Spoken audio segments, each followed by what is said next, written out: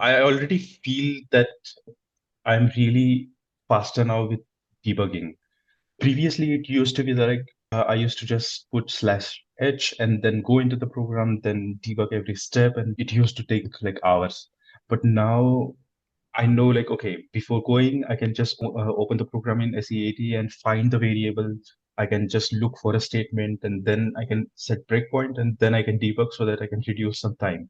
So what I mean is, I knew these things before as well, like SEAT and how to set a breakpoint, but the logic that has been developed after the lessons, I think the logical thinking, I mean, so Mhm. that has really helped. So I keep on thinking like how efficiently I can do this, where I should look, what statement I should look. So even yesterday, there was an issue with one of the programs that it was working for me, but it was not working for one of my colleagues. And then I remembered, like, probably there is an authorization block in the program, which is kind of the example that you gave during the debugging session, like with the authorization.